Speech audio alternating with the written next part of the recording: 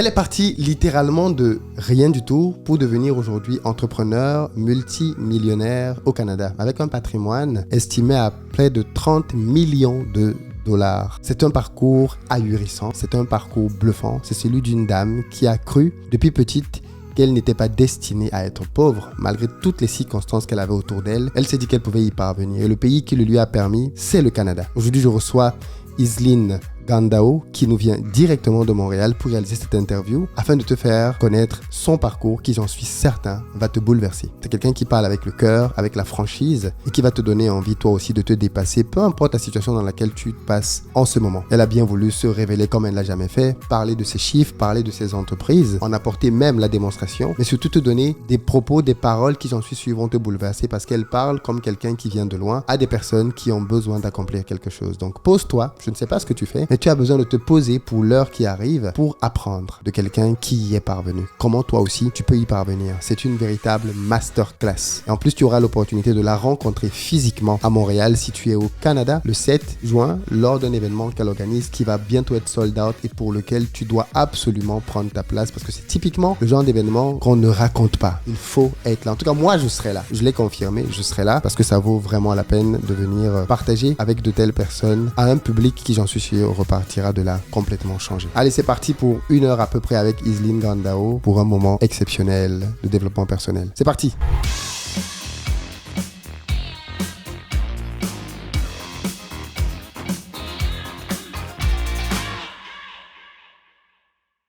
Bonjour Iseline. Bonjour Philippe. Comment ça va? Ça va super bien et toi? Ça va très bien. Je suis très content que tu sois venu du Canada, Montréal, plus petit, enfin Québec d'ailleurs, je pense. J'habite à Gatineau. Gatineau, oui. Oui, c'est à 2 heures de Montréal. 2 heures de Montréal. Oui. Pour qu'on puisse avoir un échange dans le cadre de ce podcast pour te faire découvrir à ceux qui ne te connaissent pas encore. Parce que tu as une très belle histoire, un très beau parcours à nous partager. Est-ce que tu peux commencer par te présenter pour les gens qui ne te connaissent pas? Oui, merci Philippe de me recevoir suite à ton émission.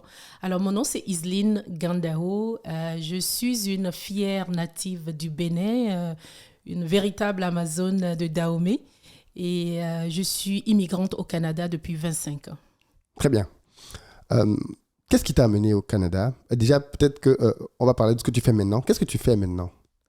Je suis entrepreneur, Oui. Je suis professeur-chercheur universitaire de carrière, je suis conférencière, auteur, mais mon rôle le plus important qui m'occupe le plus, c'est que je suis mère. Et voilà, qu'est-ce qui me tient occupée la majorité de mon temps. Très bien. Tu as dit que tu étais entrepreneur. Tu fais quoi concrètement comme business? J'ai une douzaine d'entreprises que j'ai développées au cours des 20 dernières années. Donc, j'ai plusieurs entreprises, notamment dans le domaine de l'éducation, l'investissement immobilier, la construction immobilière, la prospection immobilière, la maroquinerie, les produits de luxe. Je suis aussi conférencière, donc je vends des programmes de formation. Je suis mentor business pour plusieurs entrepreneurs et je suis aussi présidente à la Chambre de commerce de Gatineau. Donc, j'ai quand même plusieurs chapeaux que je porte avec beaucoup de fierté. Très bien. Alors, ça fait beaucoup de choses finalement quand même. Beaucoup autour de l'immobilier quand même. Et ensuite, des choses un peu annexes. Exactement. J'ai eu la chance d'avoir plusieurs formations qui m'ont permis de me développer dans plusieurs domaines. C'est seulement les dernières années, après la COVID, que j'ai relâché au niveau de l'entrepreneuriat un peu et je me suis lancée dans le domaine des conférences et de la formation parce que je voulais vulgariser ce que moi j'ai appris. Je voulais inspirer d'autres personnes à devenir entrepreneurs et à bâtir leur propre liberté financière comme moi j'ai eu l'opportunité de le faire.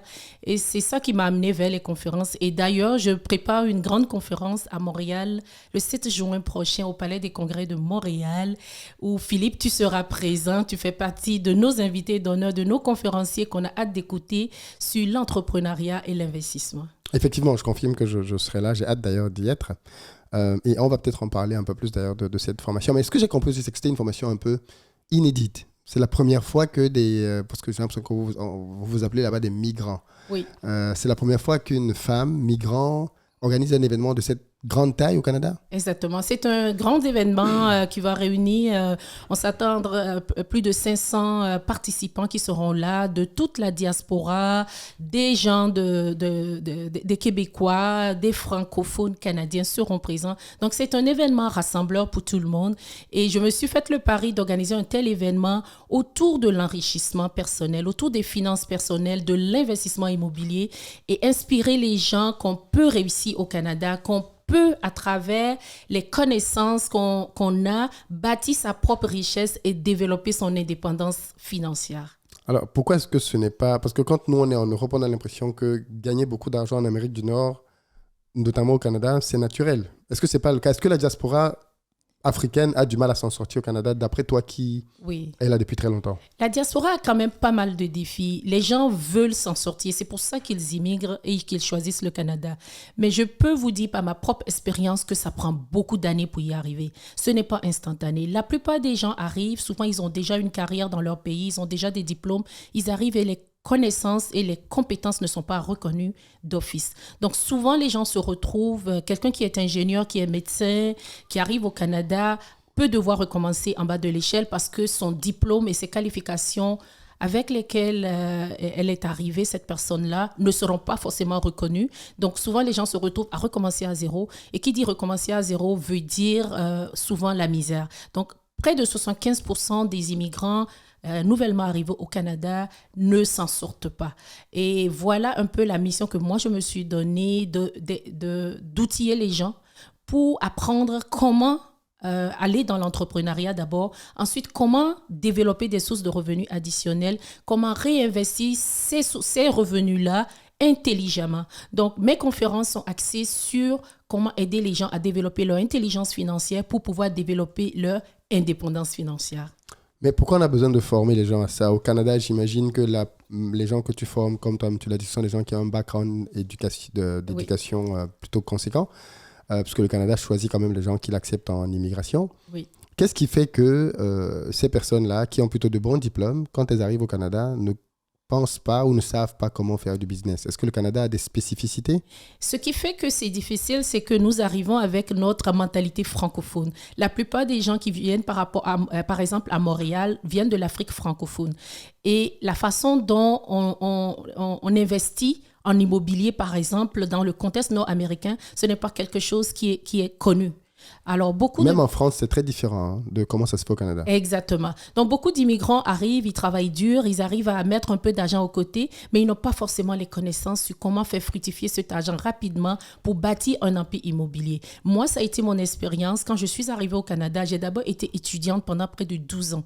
Donc, j'ai fait 8 diplômes universitaires au Canada. 8 diplômes? Oui, bachelor, maîtrise, doctorat, diplôme d'enseignante.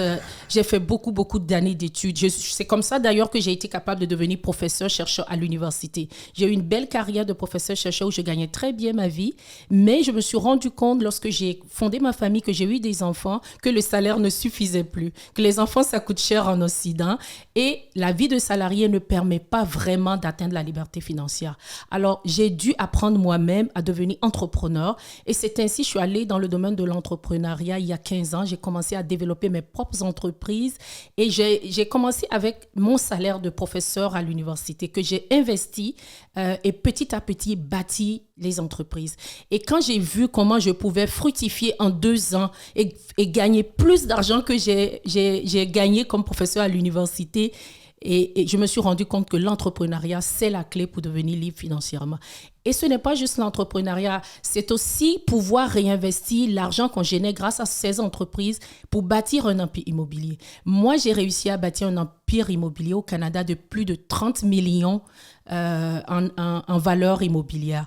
Et c'est les revenus de mes entreprises qui m'ont permis d'investir cet argent-là en immobilier et d'atteindre ma liberté financière. Donc, c'est ce que j'enseigne aujourd'hui aux gens. Comment fructifier d'abord l'argent, comment avoir diverses sources de revenus, pas juste s'attendre qu'on va devenir riche avec son salaire, comment investir son argent qu'on a épargné de son salaire en des entreprises rentables, comment systématiser toutes ces entreprises pour ne pas se retrouver à travailler tous les jours et atteindre sa liberté financière en réinvestissant le tout dans des actifs solides comme l'immobilier. Voilà Alors, qu'est-ce que j'enseigne dans mes conférences notamment. 30 millions de dollars canadiens en D'actifs patrimoine immobiliers. immobilier. Exactement. Euh, Il y a des gens qui Ça vont m'a pris certainement... 20 ans pour le faire. C'est pas arrivé du jour au lendemain. Oui, en 20 ans, tu es parvenu à te bâtir ça quand même. Exactement. Mais il y a des gens qui peuvent dire non, mais c'est faux, ce n'est pas possible. Comment on peut bâtir un tel patrimoine en partant d'un salaire? Je les invite à ma conférence. Moi, souvent, dans mes conférences, je montre des diapositives de tous mes édifices avec les adresses. Les gens peuvent aller les vérifier. D'ailleurs, ma dernière conférence, c'était le 30 septembre dernier où j'ai dévoilé mon livre « Riche ou pauvre, les clés de l'indépendance financière ». Et j'ai pas hésité à le montrer parce que les gens ont besoin de voir pourquoi. Donc, les gens qui me connaissent bien mes immeubles. J'ai plusieurs immeubles commerciaux. J'investis énormément dans des actifs comme l'immobilier locatif, mais surtout l'immobilier locatif commercial. Donc, j'ai plusieurs édifices qui ont pignon sur rue, absolument. Très bien. Donc, les amis qui voulaient faire les Saint-Thomas, venez à la formation avec Iseline, à laquelle je vais participer. Je suis d'ailleurs très content de pouvoir venir en tant que conférencier aussi à cette formation-là. Ce sera l'occasion pour vous de venir m'écouter parce que je pense que j'ai quelque chose aussi à vous partager qui peut vous aider dans votre projet d'enrichissement en termes de finances personnelles. Mais pourquoi c'est important pour toi, Iseline, de gagner autant d'argent? C'est beaucoup quand même. C'est beaucoup. Philippe, je dois te raconter que moi, quand je suis partie de l'Afrique, j'ai d'abord étudié j'ai d'abord fait ce qu'on appelle un BTS en informatique de gestion au Bénin. Après ça, je suis allée faire un diplôme d'ingénieur informatique à Cheikh Anta Diop au Sénégal. Et mon but, c'est que je voulais réussir. La réussite était très, très importante pour moi parce que je suis née d'une famille pauvre. Une famille tellement pauvre que j'ai vu des gens dans mon village mourir parce qu'ils ne pouvaient pas se payer les médicaments pour soigner le paludisme. J'ai vu des gens mourir parce qu'ils n'ont pas les moyens de manger à leur faim, parce qu'ils sont anémiés. Donc, ma volonté de réussir n'a rien à voir avec l'argent. C'est une rage. J'ai une rage de réussir, une rage contre la pauvreté. Je dis toujours, moi, mon but, ce n'est pas d'être riche. Je me bats pour ne pas être pauvre. Je me bats pour que mes proches ne soient plus pauvres. Je me bats pour que les gens comprennent que la pauvreté, on peut mettre fin à ça. Donc, ma motivation n'est pas d'abord financière. Après, je me suis donné des objectifs quand même assez grands. Lorsque je partais de l'Afrique pour le Canada, je voulais déjà être milliardaire en francs CFA. Et quand je suis arrivée au Canada, ça m'a pris près de 15 ans pour me chercher, aller chercher des diplômes, comment m'en sortir. Et je ne m'en sortais pas tant que ça. J'avais un bon salaire, je payais mes dépenses, mais il ne restait pas grand-chose à la fin du mois pour investir. Et c'est quand j'ai démarré ma première entreprise que j'ai pu faire un chiffre d'affaires de plus de 1 million de dollars. Et je me suis dit, waouh, avec toutes mes 12 années d'études universitaires, je ne pouvais pas gagner un salaire de 1 million de dollars. Je me lance en affaires et en moins de 5 ans, j'ai fait 12 millions de dollars de chiffre d'affaires. Je me suis dit, waouh, je ne peux pas m'arrêter là. Alors, je me suis fixé d'autres objectifs. Ce n'était plus juste d'être milliardaire en francs CFA. Mon objectif maintenant, c'est d'être milliardaire en dollars. Donc, du coup, j'ai mis la barre plus haute. Et ce n'est pas parce que j'ai besoin de cet argent. Non, je n'ai pas besoin de cet argent. Je suis une personne qui épargne énormément. Je ne suis pas dépensière. Mais j'ai besoin d'atteindre cet objectif pour me prouver que je suis capable. Pour me prouver que l'objectif que je m'étais donné en partant de l'Afrique, je l'ai atteint. Donc, moi, c'est ça ma motivation. Très, très, très intéressant. Revenons un peu à ton enfance, justement. Tu es né, tu as grandi au Bénin. Dans quelles conditions? Parce qu'en fait, c'est important pour moi que les Africains réalisent que... Parce que tu sais, quand on est face à quelqu'un comme toi qui a du succès, les gens ont tendance à penser que tu as eu une faveur. Tu as eu quelque chose qu'eux, ils n'ont pas eu. Toi, tu viens peut-être d'une famille riche. Toi, tu as peut-être eu... Je ne sais pas, moi. Les gens pensent en tout cas que ceux qui ont eu du succès ont eu quelque chose qu'eux, ils n'ont pas. C'est pour ça que toi, tu as réussi, que tu as les résultats que tu as et eux, non. C'est pour ça que j'aime rentrer dans l'histoire des gens. Oui. Pour que les gens comprennent bien qu'en fait, c'est faux. Ces gens-là, ce sont des gens qui parfois même partent de plus loin que toi. Et qui pourtant, ils ne sont pas venus. Je veux que tu nous racontes un peu ton histoire. Tu es né, tu as grandi où? Dans quelles conditions? Oui. Je suis née au Bénin dans une famille aimante. J'aime le préciser parce que moi, ça a été ma force. Mon père et ma mère étaient deux étudiants très pauvres et vivaient de la bourse étudiante du Bénin. Ils étaient étudiants en médecine quand ils m'ont eu. Donc, je suis née. Mon papa me disait souvent à la blague, Iseline, quand tu es née, mon plus grand souci, c'était le prix du lait Nido parce qu'on se demandait si on allait pouvoir se le permettre pour que ta mère puisse aller travailler. on était pauvres, mais on était unis dans ma famille. Alors, mon père faisait vivre presque tout le monde du village qui venait nous visiter, rester là, avec le peu de revenus de sa bourse qu'il avait et des petits jobs de tuteur qu'il faisait. Donc, non, je suis née dans une famille pauvre. Et c'est d'ailleurs pour cette raison que j'ai la rage contre la pauvreté. Je voulais sortir de cette pauvreté-là.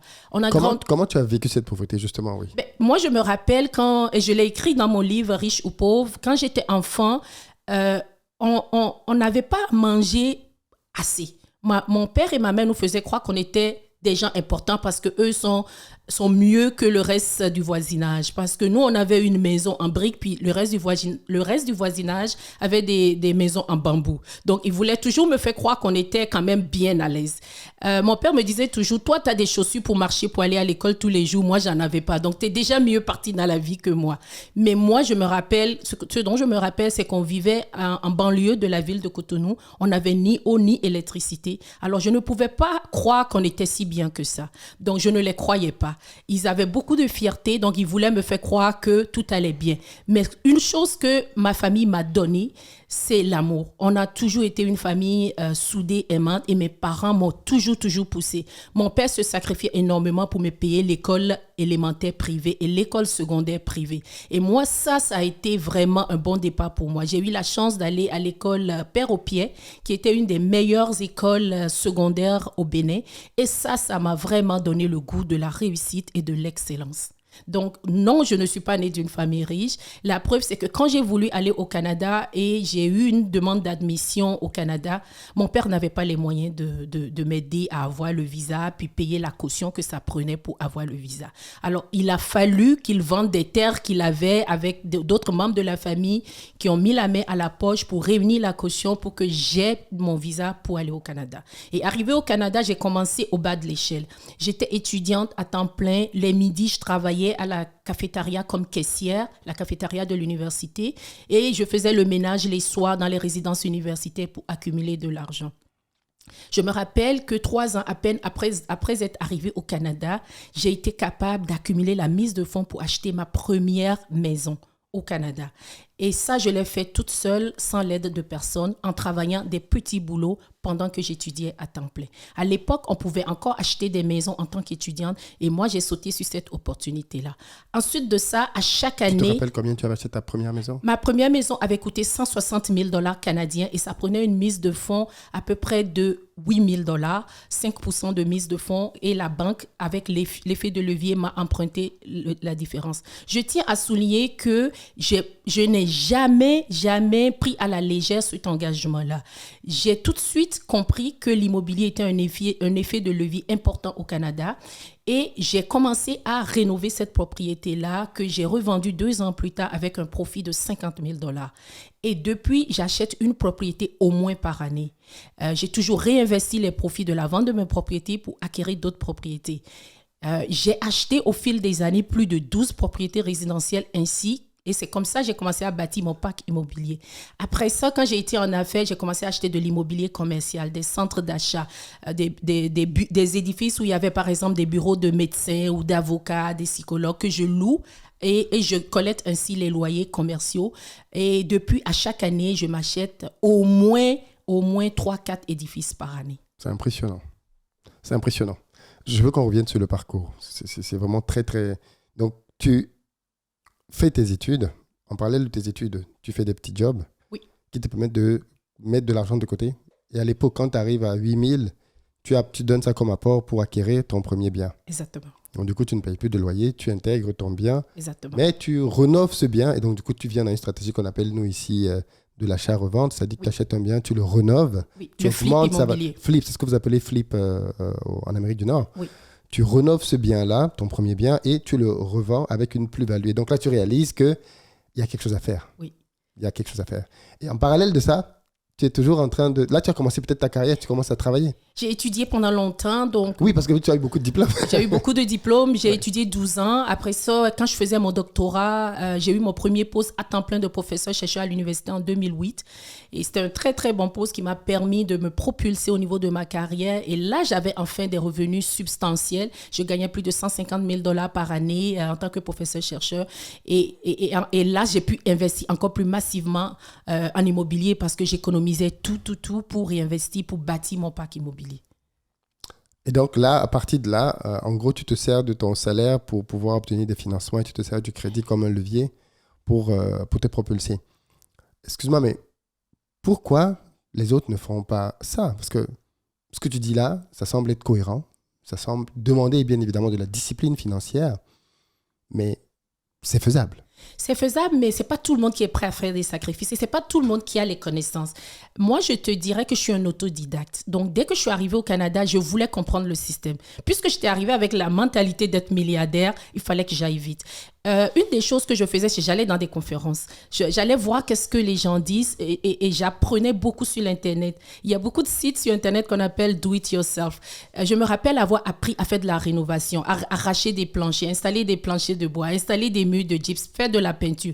J'ai appris à faire beaucoup de choses par moi-même parce que si on doit toujours payer de la main-d'œuvre pour tout faire, on ne va pas vite. Donc ça a été une de mes stratégies pour moi-même commencer à faire de la construction. Après, j'ai commencé à faire de l'aménagement intérieur de la construction. J'ai développé ma propre compagnie spécialisée en aménagement intérieur et paysagement extérieur. Donc ça aussi, c'est quelque chose que je fais. Comme je l'ai dit, j'ai plusieurs entreprises qui me chaînaient plusieurs sources de revenus et c'est une des choses que j'enseigne dans mes conférences aux gens. Si vous voulez aller vite et vous enrichir, il faut plusieurs sources de revenus. Vous ne pouvez pas vous contenter de une ou deux sources de revenus. Il faut voir comment transformer vos talents en une idée d'affaires qui vous rapporte de l'argent, de sorte que vous gagnez beaucoup plus que ce dont vous avez réellement besoin. Alors moi, ça a été la façon que j'ai pu le faire. Une autre chose que j'ai faite, c'est que pendant des années, je ne me suis pas acheté quelque chose comme une grosse maison alors que j'en avais les moyens. Non, toute la possibilité financière que j'avais était utilisée pour investir. Donc, je me suis privée au niveau de ce que je pouvais me permettre. J'avais les moyens de m'acheter une grosse résidence et pendant près de 8 ans, je ne l'ai pas fait. Je ne faisais que réinvestir mon argent dans de l'immobilier commercial qui me rapportait encore plus d'argent. Donc, il a fallu que je me sacrifie. En anglais, on dit delay gratification. Il a fallu que je retarde la gratification personnelle pour atteindre mon objectif. Très bien. Ça fait partie effectivement des principes. Justement, d'après toi, on a parlé de la connaissance, mais est-ce que la société de consommation au Canada n'est pas aussi un piège dans lequel cette diaspora-là tombe et qui fait que quand les gens arrivent, ils ont l'impression qu'ils ont peut-être le crédit facile, ils s'achètent une voiture, ils s'achètent un grand écran télé, tout ça à crédit. Est-ce que tout ça, ça ne plombe pas aussi les finances des gens? C'est possible qu'il y ait une certaine catégorie de personnes qui tombent dans ce piège de consommation.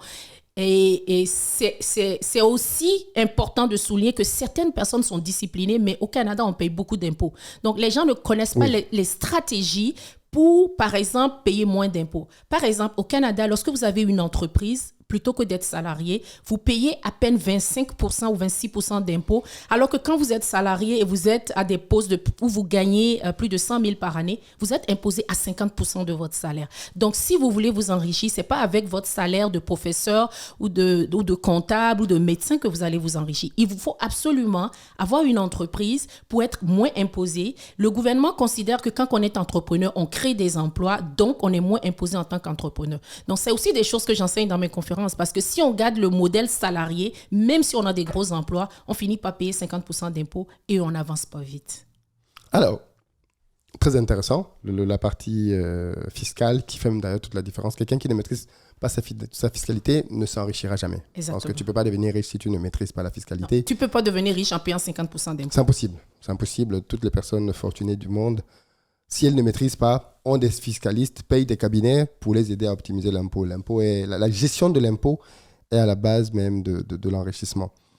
Alors, excuse-moi, mais Iseline, tu as dit toi-même que tu étais mère.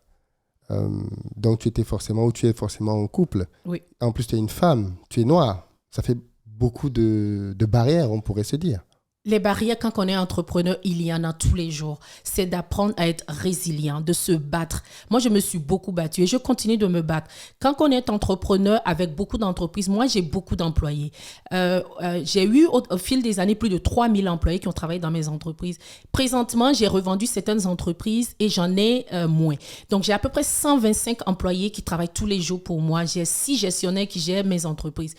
Mais ça prend de la discipline pour gérer tout ce beau monde-là parce que les appels, les messages sur le téléphone, c'est en tout temps. Donc, il faut être discipliné. Moi, je gère mon temps de façon très, très, très rigoureuse et j'évite les pertes de temps. Donc, je suis maman, oui, mais je suis maman tôt le matin, j'apprête mes enfants pour l'école, je m'occupe de mes entreprises, de mes affaires quand ils sont partis. Le soir, à partir de 4 heures, je vais les récupérer de l'école, je m'occupe d'eux. Et quand je les mets au lit vers 20 heures, je retourne à mon travail administratif pour mes entreprises. Donc, j'ai quand même une discipline de travail qui me permet justement de mener tout d'une main de maître, mais ce n'est pas facile.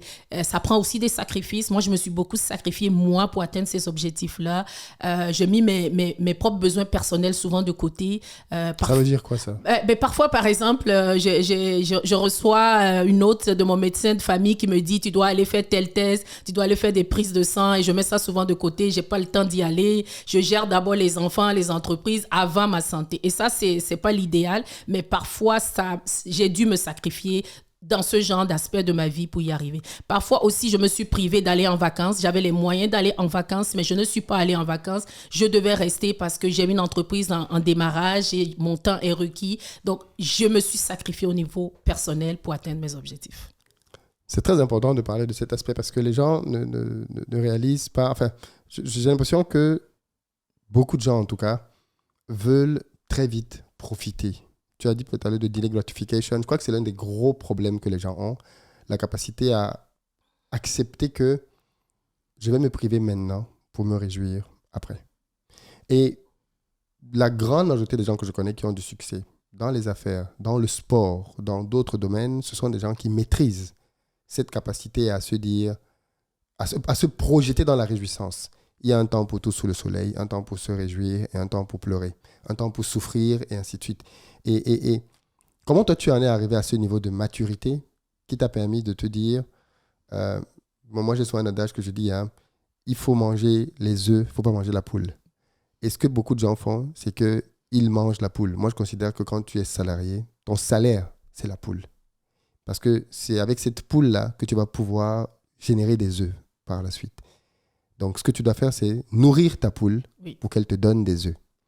Or, ce que la plupart des gens font, c'est qu'ils mangent la poule au quotidien. Et la poule ne leur donne jamais des œufs. Donc, comment toi, tu as fait pour venir d'un milieu où tu n'avais pas cette éducation financière? Tu ne viens pas d'une famille dans laquelle... Parce que je considère que si tu viens d'une famille dans laquelle tu avais peut-être des parents qui étaient des entrepreneurs, qui géraient bien leur argent, ils t'ont inculqué des choses. Mais ce n'est pas ton cas. Donc, à quel moment tu acquiers cette discipline financière de te dire, je dois apprendre à mettre de côté, je dois apprendre à devenir propriétaire assez rapidement, je dois apprendre à repousser certains désirs parce que ce n'est pas le moment. Pire encore, ou mieux encore, même quand tu as les moyens de faire certaines choses, tu te dis encore, je vais plutôt nourrir la poule plutôt que de la manger. J'aimerais souligner quelque chose. Moi, en 2020, lorsque la pandémie est arrivée, j'étais déjà très à l'aise financièrement. Mes entreprises, à l'époque, généraient un chiffre d'affaires entre 12 et 15 millions selon les années. Et quand la pandémie est arrivée, c'est là où j'ai appris l'importance de diversifier ses sources de revenus. Avant ça, je me disais, bon, je suis à l'aise, j'arrête. Et j'avais d'ailleurs même arrêté pendant 2 ans de travailler. J'ai voyagé, j'ai pris du temps pour moi. Mais je me suis rendu compte que j'étais trop jeune pour arrêter. Même si j'étais libre financièrement, je ne peux pas arrêter. Non. Et là, je me suis investie d'une autre mission qui est encore plus grande que moi. J'ai été visiter des orphelinats au Bénin et ça m'a beaucoup touchée de voir les conditions dans lesquelles les jeunes enfants se retrouvaient. Et je me suis dit, si j'ai été capable, moi, de développer plein d'établissements d'éducation au Canada qui ont bénéficié à plus de 12 000 enfants canadiens, je suis capable de faire la même chose dans mon pays en Afrique. Et là, je me suis donné une mission qui est devenue plus grande que moi. D'être capable, un jour, je ne suis pas encore là, de créer des établissements préscolaires pour enfants à besoins spéciaux en Afrique, comme je l'ai fait au Canada, par exemple, et de pouvoir recueillir gratuitement des enfants de la rue. Et depuis que je me suis donné cette mission, ma motivation, elle a explosé. Et mon objectif est devenu plus grand que moi-même. Donc, ce que je veux dire aux gens, ayez des objectifs plus grands que vous-même. Ayez des objectifs plus grands que l'argent. Moi, ma motivation n'a jamais été d'avoir l'argent. C'est surtout quand je vois ce que l'argent peut me permettre de réaliser. L'argent m'apporte la liberté. L'argent m'apporte cette possibilité de transformer la vie des gens. Je vous ai dit tantôt que je suis présidente à la Chambre de commerce de Gatineau. Et à travers ce rôle-là, j'ai aussi un rôle de leader communautaire. Donc, j'aide les entreprises, j'aide les entrepreneurs à faire la promotion de leurs entreprises, à se faire connaître et à se bâtir ainsi de la clientèle. Donc, aujourd'hui, tout ce que je fais, c'est plus orienté vers redonner à la société, redonner aux autres, aider les autres à se propulser. Et parce que la mission est plus grande que moi-même, ma motivation est sans limite pour y arriver et travailler pour atteindre mes objectifs.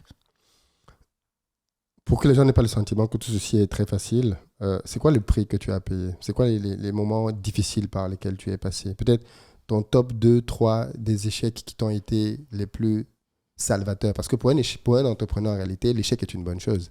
Oui. Quels sont les échecs que tu as vécus et qui t'ont fait le plus grandir? Ce que j'aurais aimé, c'est avoir passé plus de temps de qualité avec mes enfants. Moi, souvent, ce qui est arrivé au fil des années, je donne un exemple. Quand mon deuxième enfant est né, il avait à peine 10 jours quand j'ai commencé à l'amener à la ville pour aller chercher des permis de construction pour construire un édifice commercial. Donc, je le traînais partout sur moi. Il était avec moi, mais je ne prenais pas du temps de qualité avec mon bébé. Parce que dans ma tête, je devais toujours faire quelque chose pour gagner plus d'argent. À l'époque, je n'avais pas les moyens que j'ai aujourd'hui. Donc, je n'arrêtais jamais. Je n'ai pas pris de congé de maternité.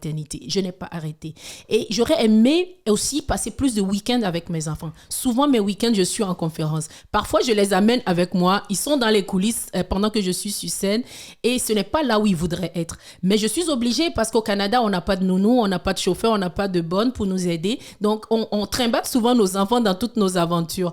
Et parfois, c'est dur sur les enfants. Donc, moi, ça a été quelque chose que j'ai trouvé difficile. Ne pas pouvoir prendre du temps de qualité avec mes enfants. J'ai tout fait pour être là pour eux, mais aujourd'hui, quand je les vois grandir, c'est mon regret de ne pas avoir pu prendre plus de vacances avec eux, passer plus de beaux moments avec eux. Donc ça a été un gros sacrifice. C'est pas trop tard, ça. Ils sont rendus pas mal grands, ils ne veulent plus passer du temps avec moi, malheureusement. Ils veulent être avec leurs amis. Ok, d'accord. Je vois. Ok, très bien. Dans le cadre de tes business, par exemple, parce que là, effectivement, c'est des difficultés. C'est le business qui a créé des challenges personnels. Oui. Mais dans le cadre de tes business, est-ce que tu as connu des moments difficiles aussi? Ou alors ça a tout été très bien? Non, pas du tout. J'ai eu quelques entreprises qui n'ont pas marché. Dans les années 2005, j'ai créé une entreprise qui s'appelle Amazon IT Solutions, qui est une entreprise dans le développement de sites web, Internet et tout. Ça n'a pas fonctionné parce qu'au Canada, la compétition dans ce secteur, c'est des entreprises venant de l'Inde. Donc, je n'ai pas été capable de faire pas mal d'argent comme je l'aurais souhaité avec cette entreprise-là. J'ai aussi eu beaucoup de difficultés quand la COVID est arrivée. Je me rappelle le 13 mars 2020, le gouvernement a fermé toutes mes entreprises. Je me suis retrouvée du jour au lendemain à zéro revenu. Et ça a duré près de 18 mois avant que je ne puisse reprendre vraiment les activités. Et même quand j'ai réouvert ces entreprises, la clientèle n'était plus là. J'avais à peu près 150 employés que j'avais mis au chômage quand la COVID est arrivée. Donc, plusieurs ont quitté le domaine, sont allés travailler ailleurs. Et il fallait rebâtir maintenant une dizaine d'entreprises de zéro en même temps. Ça a été un très, très, très gros défi. Je me rappelle, je me levais le matin avec des palpitations de cœur. Je me demandais comment je vais y arriver. L'autre défi que j'ai eu pendant la COVID, moi, comme je le disais tantôt, j'ai beaucoup d'édifices commerciaux.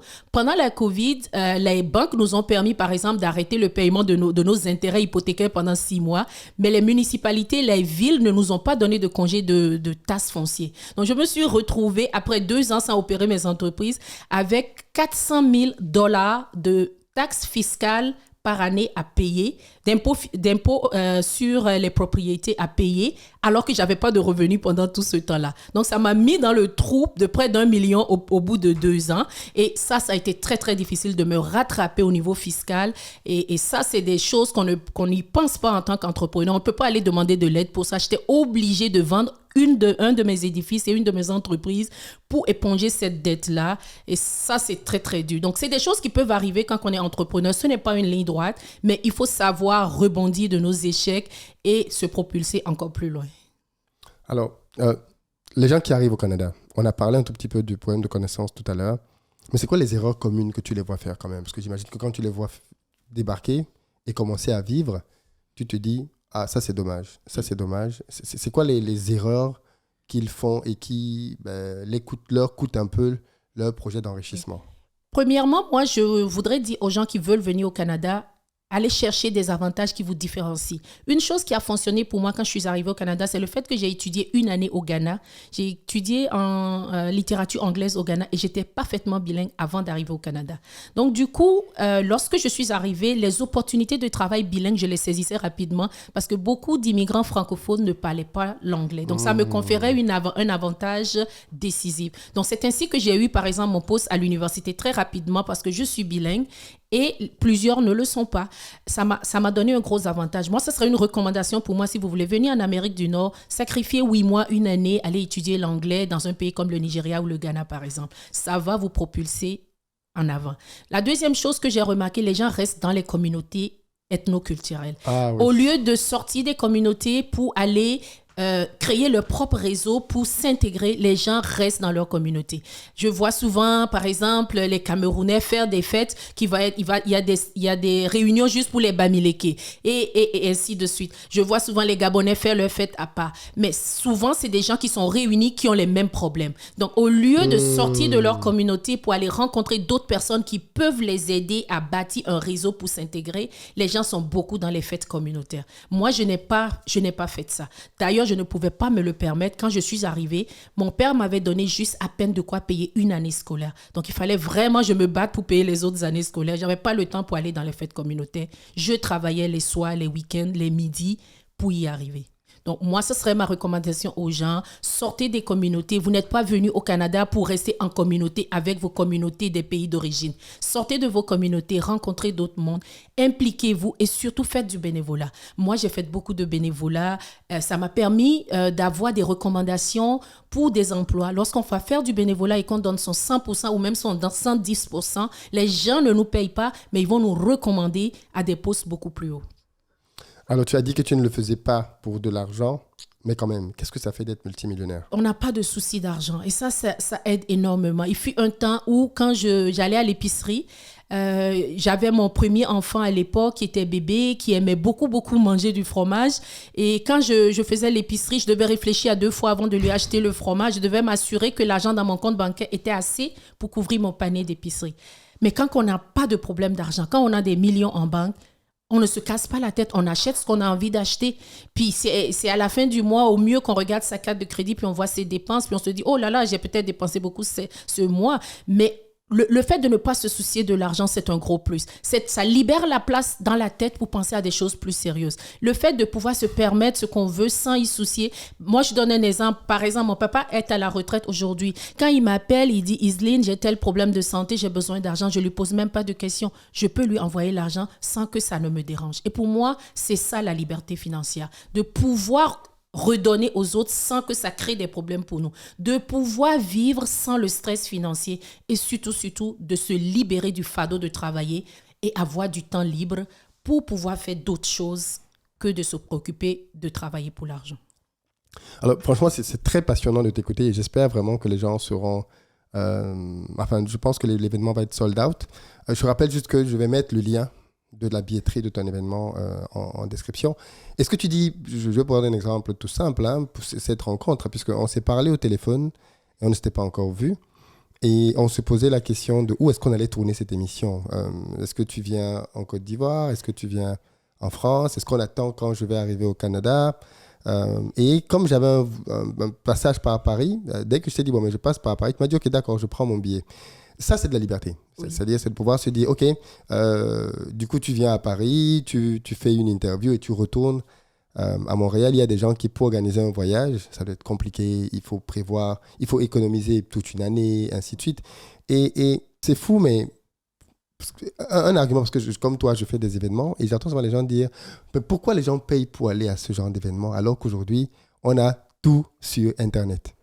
Mais le réseautage, ça permet de rencontrer des gens qu'on n'aurait jamais rencontrés. Ça permet aussi d'écouter des gens, leur histoire, et un petit déclic peut arriver. Je donne un exemple. Hier, moi, j'ai parlé avec quelqu'un qui va faire partie de la conférence, qui m'a parlé d'un projet qu'il a au Costa Rica pour avoir un resort, pour faire venir des entrepreneurs ensemble, faire une retraite, apprendre l'un de l'autre. J'ai tout de suite sauté sur l'opportunité. Je me suis dit, j'aime cette idée-là. Je vais m'acheter un resort aussi dans le sud pour que les gens qui suivent mon programme de mentorat peuvent se réunir et ainsi se nourrir les uns des autres. Donc, d'être dans ce genre d'événements, ça nous permet d'avoir de nouvelles idées. Et ces nouvelles idées, lorsqu'on en a les moyens, on les saisit tout de suite et on se permet d'aller plus loin. Et ça, c'est aussi la liberté. Lorsqu'on est capable d'avoir de l'argent, je donne un exemple. Ce début d'année, j'ai déjà acheté 3 immobiliers et 2 de ces 3 immeubles n'étaient même pas listés avant. C'est quelqu'un qui me connaît qui m'a dit, il y a une opportunité qui s'en vient, c'est un immeuble, je pense que c'est une bonne valeur.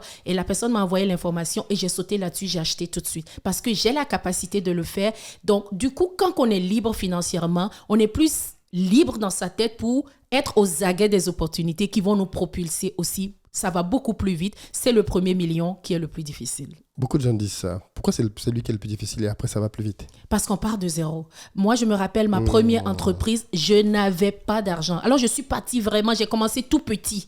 Un client à la fois, j'ai bâti l'entreprise. Et quand il y avait des rénovations majeures à faire, je devais aller chercher des prêts privés pour le faire.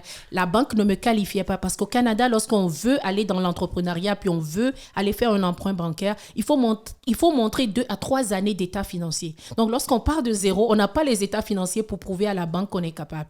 Donc, on est obligé de partir tout petit. Si on ne veut pas partir petit puis grossir petit à petit, on peut prendre des années avant de partir. Moi, je n'ai pas hésité à commencer tout petit. Plutôt que de me dire, je vais attendre d'avoir du financement. J'ai commencé tout petit. Quand j'avais l'opportunité d'avoir un petit financement privé, je le prenais sur 6 mois, je remboursais.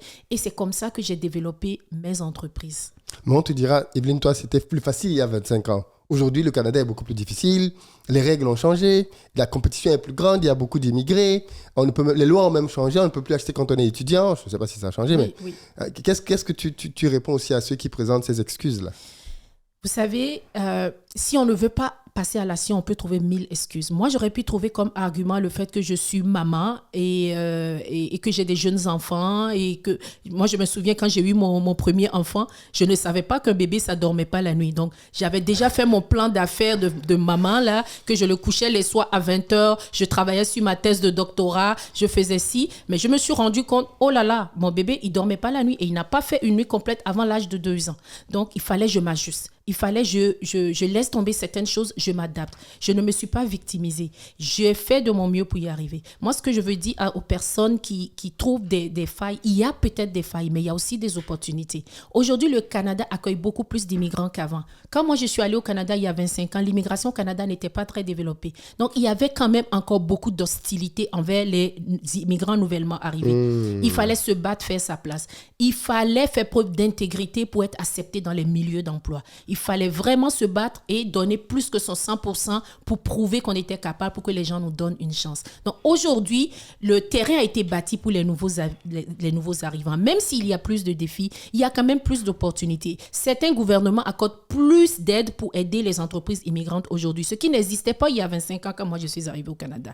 Donc oui, il y aura toujours d'autres barrières, mais il y a toujours aussi des opportunités. Et c'est d'être à l'affût de ces opportunités, développer son réseau social, s'intégrer et surtout, ne pas lâcher. Il ne faut pas lâcher un nom. Moi, je me rappelle certains de mes financements bancaires. Je me rappelle, il y a 3-4 ans, je voulais avoir un financement de 4 millions pour construire un édifice qui va servir de préscolaire.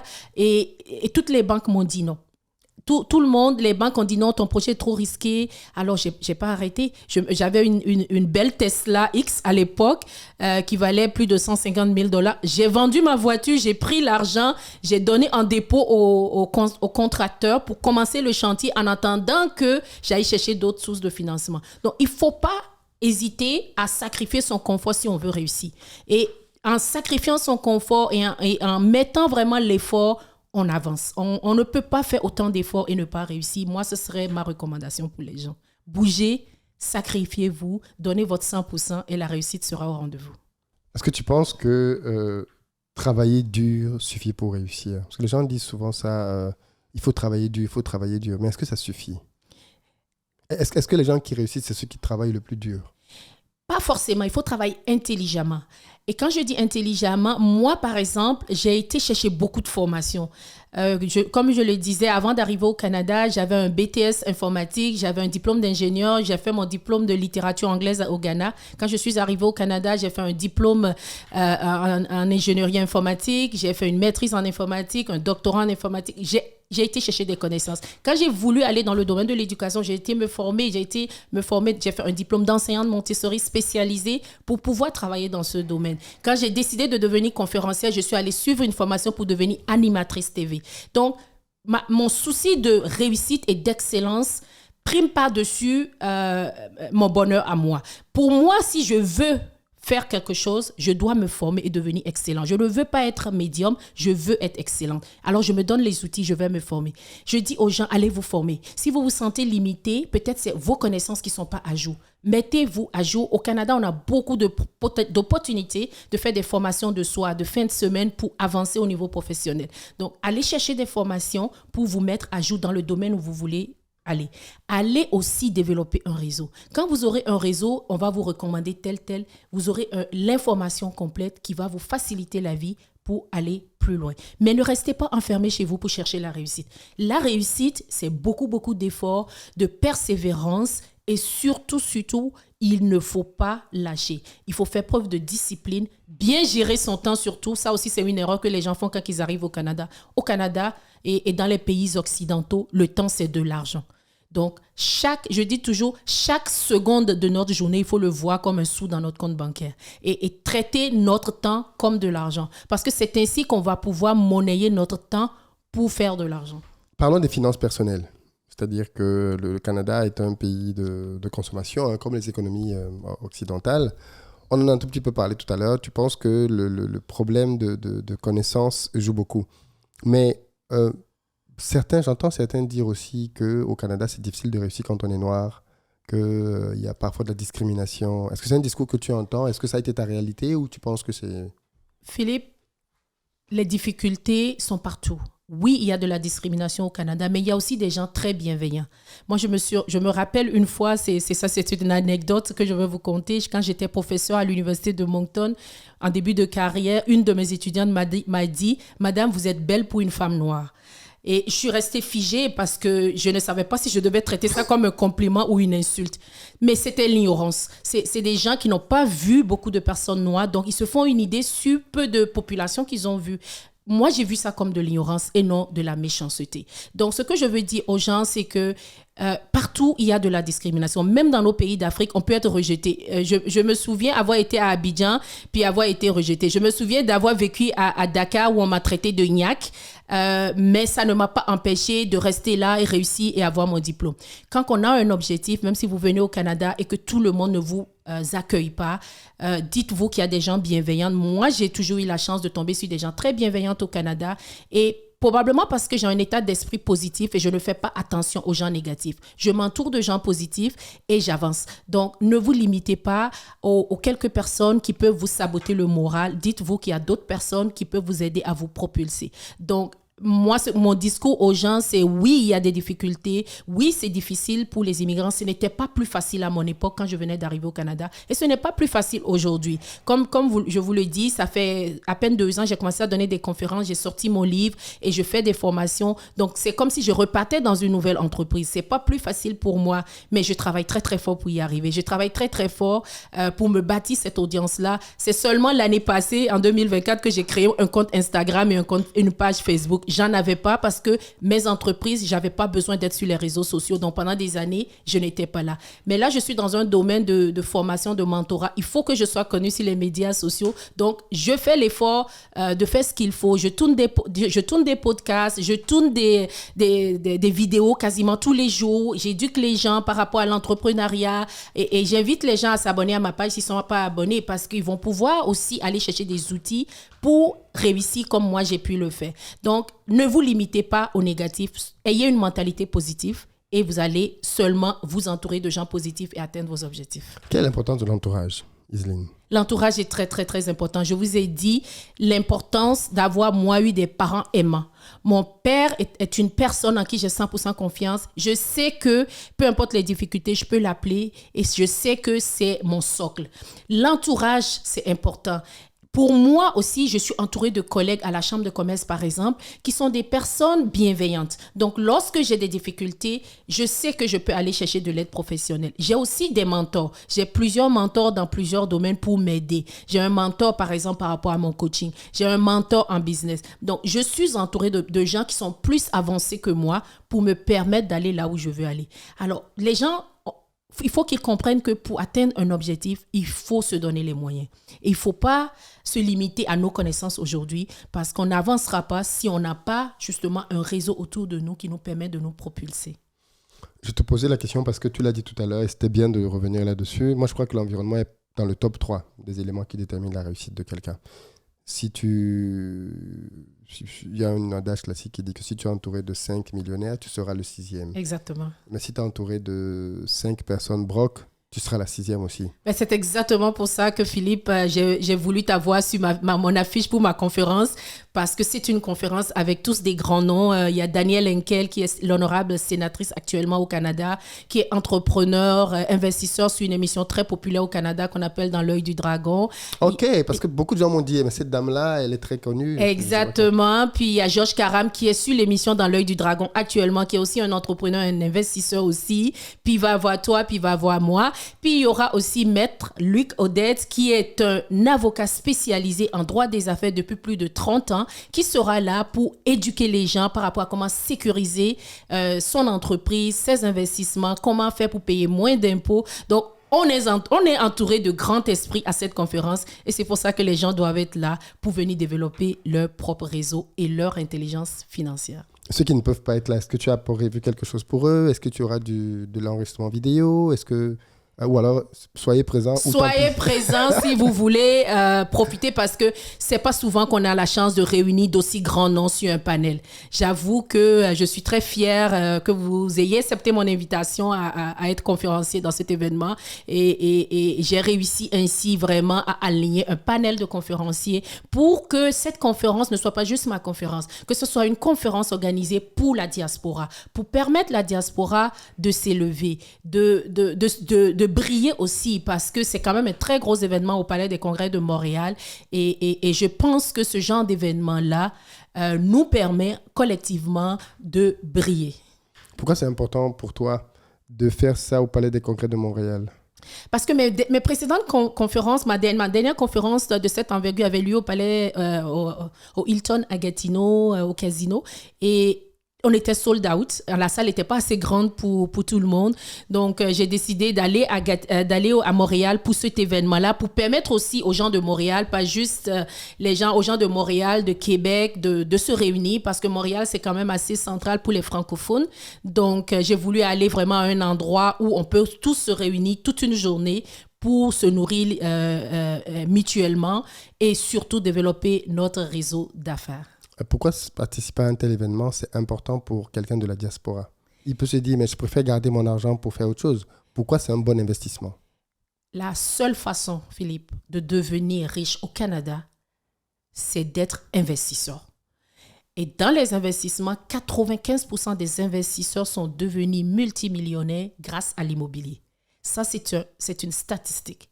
Donc, si vous avez de l'argent, venez apprendre comment l'investir intelligemment pour bâtir votre propre empire immobilier pour devenir libre financièrement.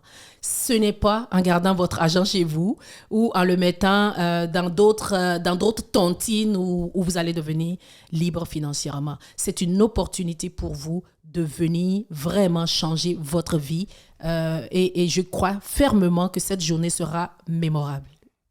Alors, j'ai hâte d'y être. Je pense que les gens qui nous écoutent aussi. Donc, je posais la question pour les gens qui peuvent être aux États-Unis, qui trouvent que ce que tu dis est très intéressant, ou qui peuvent être en France et qui vont nous écouter là maintenant et qui vont se dire mais dommage, moi je ne vis pas au Canada, mais j'aurais bien aimé écouter cette dame, j'aurais bien aimé savoir ce qu'elle fait.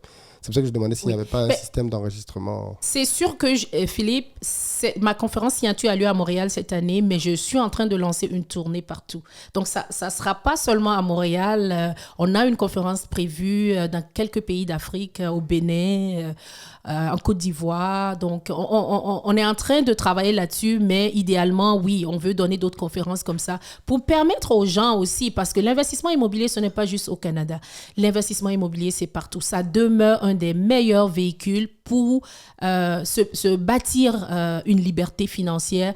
Et surtout, moi, j'ai dit surtout, si vous ne faites pas travailler votre argent très, très dur, vous passerez le reste de votre vie à travailler pour de l'argent. C'est dur, ça. C'est dur. Et pourtant, c'est la réalité de beaucoup de gens. C'est la réalité de beaucoup de gens qui... moi, j'avais lu un truc qui m'avait beaucoup marqué, qui expliquait que le moment où les gens tombent le plus dans la pauvreté, c'est à la retraite. Exactement. Parce c'est la même chose au Canada. Voilà. Plus de 40% des retraités au Canada retournent sur le marché de l'emploi pour soit travailler à temps partiel ou à temps plein parce que les allocations du gouvernement ne suffisent pas pour vivre à la retraite. Il faut dire qu'aujourd'hui, l'expérience de vie a monté. Donc, si quelqu'un prend sa retraite à 65 ans aujourd'hui, il va manquer d'argent avant l'âge de 80 ou 90 ans. Donc, on ne peut pas se permettre de se contenter de son salaire. Il faut avoir bâti un empire financier qui génère de l'argent tout seul pour nous, pour le restant de nos jours.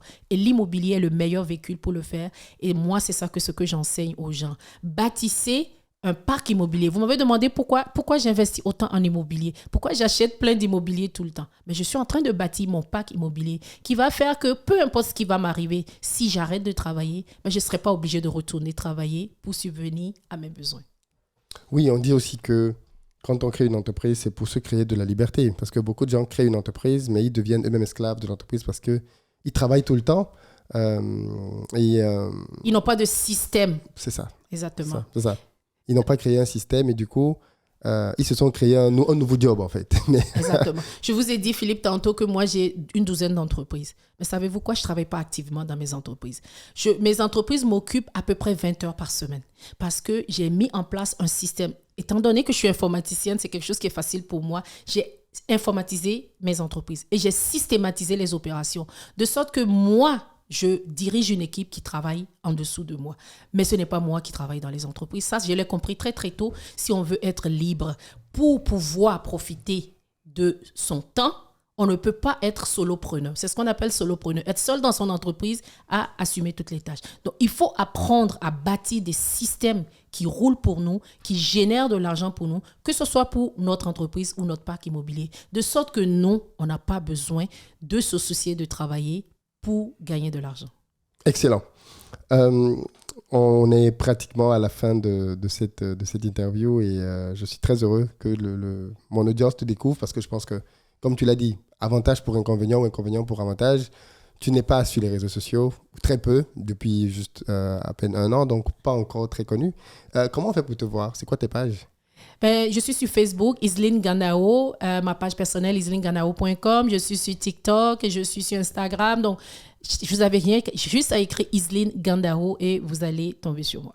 Alors, je vais te poser une autre question qui est un peu plus personnelle, mais que j'aime bien poser aux femmes de pouvoir, aux femmes d'influence. Est-ce que c'est pas plus compliqué quand on est une femme qui a autant de pouvoir, autant d'argent, de trouver un homme avec qui avancer? Philippe, je vais te conter une anecdote. Quand j'avais 20 ans, je venais de finir mon diplôme d'ingénieur à Cheikh Anta Diop au Sénégal. J'ai été travailler comme stagiaire à Ecobank à Dakar. Et à Dakar, je suis tombée sous le charme d'un banquier très bien à l'aise qui m'avait demandé de le marier. Et pour moi, je t'assure, ça m'a créé une peur. Ça a généré chez moi une peur. À l'intérieur de moi, je me disais, Iseline, ça serait l'erreur de ta vie. Si tu maries un homme qui a de l'argent, qui a du pouvoir, tu risques de te retrouver à faire des enfants, rester à la maison et ne pas avoir d'argent. Parce que le jour qu'il t'en donnera plus, ben, tu n'en auras plus. Et tu seras obligée d'être soumise parce que là, tu es mariée avec, puis tu as de l'enfant. Moi, ça a été la peur de ma vie. J'ai fui. Et je suis allée loin au Canada. Et je lui ai dit de me laisser aller étudier et que j'allais revenir. Évidemment, je ne suis jamais retournée parce que j'ai moi-même été capable de générer mon argent et atteindre ma liberté financière. À toutes les femmes qui m'écoutent, qui pensent que se marier, c'est un plan pour être riche, détrompez-vous. Le mariage n'est pas une garantie de liberté financière. Si vous voulez garantir votre liberté financière, venez apprendre à développer des entreprises, bâtir de l'argent, générer des revenus, apprendre à investir vos revenus en immobilier et vous allez être libre financièrement. Vous allez pouvoir choisir votre mari, pas juste parce qu'il est riche, mais parce que c'est ce que vous voulez. Et si vous ne voulez plus être dans ce mariage parce que vous n'êtes pas heureuse, parce que vous êtes malheureuse, vous n'allez pas rester juste pour l'argent. Vous allez quitter et être quand même capable de partir puis réussir votre vie. Donc, le mariage, ce n'est pas la liberté financière. Et ça, je suis heureuse de l'avoir compris à 20 ans. Mais on dit aussi que que les hommes fuient les femmes de pouvoir. Parce que pour beaucoup de femmes aussi, c'est important de bâtir une famille. C'est important d'avoir un mari. C'est important d'avoir ce cadre autour d'elles. Mais on dit que, et beaucoup de femmes disent ça, hein, que les femmes ont peur, enfin que les hommes ont peur des femmes de pouvoir. Et ce n'est pas que de l'argent. Quand une femme a un niveau d'instruction très élevé, elle fait peur aux hommes. Quand une femme gagne beaucoup d'argent, elle fait peur aux hommes. Quand une femme a un poste de responsabilité dans la société, elle est directrice, elle est manager, ça fait peur aux hommes. Est-ce que c'est quelque chose que tu confirmes dans ton expérience? C'est sûr qu'on fait peur quand on est une femme de tête. Et pas juste dans le contexte de couple. Même dans le contexte du travail, on peut faire peur à ses collègues parce qu'on est une femme forte. Moi, je le vis au quotidien. Les gens trouvent que je suis une femme forte. Moi, je ne me vois pas comme ça. Je me vois comme une personne accessible, très humaine. C'est comme ça que je me perçois. Et dans ma tête, une relation de couple, c'est un partenariat. Donc, si on est en couple avec quelqu'un, qu'on s'entend bien, qu'il y a un partenariat, il n'y a pas quelqu'un qui est le chef, il n'y a pas quelqu'un qui est en dessous de l'autre. Si on peut ensemble travailler dans le même objectif, on peut réussir à deux. Donc, ça n'a pas besoin d'être un qui gagne l'argent et l'autre qui est soumis. Non, on peut travailler ensemble, faire des projets de vie communs où on travaille ensemble à bâtir une richesse ensemble. Moi, c'est ma vision du couple. Et je pense que les hommes, je vous invite à être beaucoup plus tolérants envers les femmes qui veulent réussir. C'est pas qu'on veut être au pouvoir, c'est pas qu'on veut vous dominer, c'est qu'on veut juste être sûr de nous aussi pouvoir utiliser nos compétences, notre intelligence pour se développer en tant que personne. Moi, j'avais une soif de me développer comme personne. Et du coup, j'avais la peur de marier quelqu'un qui allait me dominer, qui allait j'avais peur de ça. Et j'ai fui cela. Et je crois qu'aujourd'hui, je suis beaucoup plus heureuse parce que je ne suis pas tombée dans ce piège-là. Si à 20 ans, je m'étais mariée, j'avais eu des enfants, je n'aurais pas eu la chance d'étudier, d'avoir tous les diplômes que j'ai eus. Et si j'avais eu des enfants, moi j'ai eu des enfants plus tard dans la trentaine.